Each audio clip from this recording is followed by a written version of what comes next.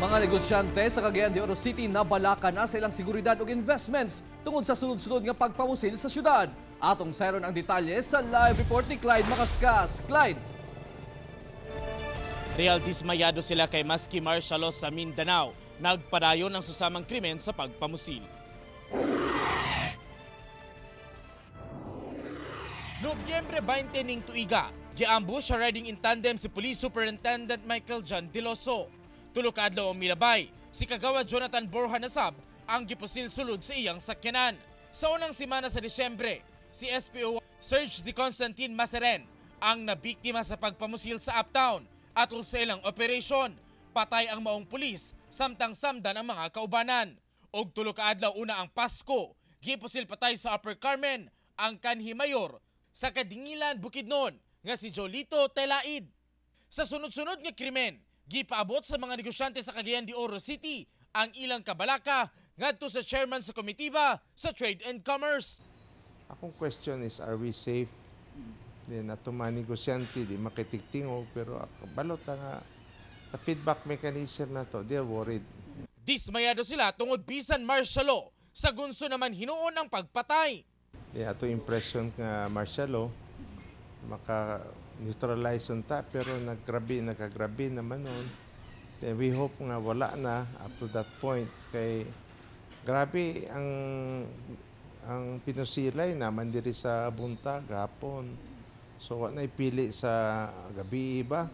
Kung imong tanahon bisag kinsa naman mabalaka. Namo nang gitik namo nga challenge nga i-upgrade pa ang level sa amo ang pagbantay no sa dakbayan sa Cagayan de Oro.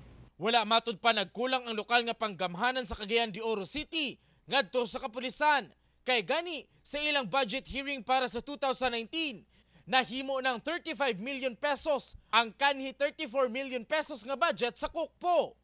Marag di na gyud maayo. I hope nga karon mabagong tuig, mabago na pod ni ato mga perception sa problema sa Cagayan de Oro. I hope na wala na ilain. Kay simba ko palayo na kung saan nato pa-control sa situation na mas gipakusgan naman daw karon sa kapulisan ang ilang intelligence monitoring, ingon man crime prevention.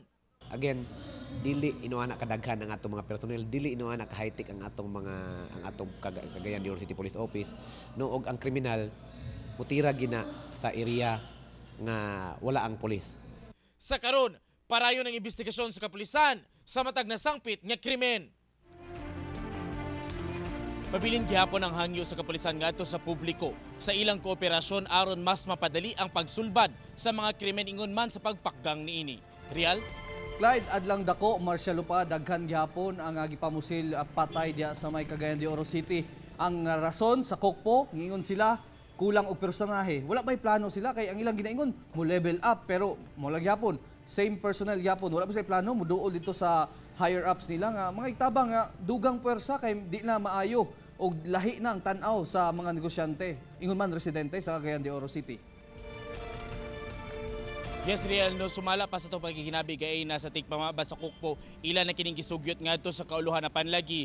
Daghan po daw ang nag-request sa laing lugar din sa Mindanao ug dugang pwersa labi pa nga karon nga nakailalom kita sa martial law kay ingon pa nila kulang sa bang pipila ka mga personahe sa pipila ka lugar dinhi sa Mindanao. Real?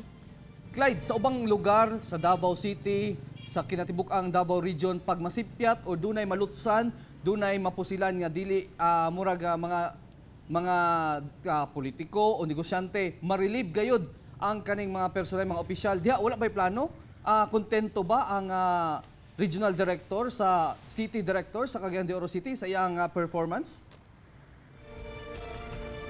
Wala pa na ito nakuha ang pahayagikan sa Police Regional Director din sa Regional Police Office 10 Real no apan sumala sa ito pagkikinabi sa pipila ka mga konsihal sa atong syudad. Kung magpadayon paghihapon kini nga problema o di ba ka kung dili kini mapakgang sa atong kapulisan, ilan ang hisgutan sa hawanan sa konseho kung angay bagayod pulihan o hulipan ang mga personahe dinhi sa Kukpo kay basin kuno nga gikapoy na sila sa ilang pagserbisyo. Real? Sakto ka na, Clyde. Daghang salamat, Clyde Macascas.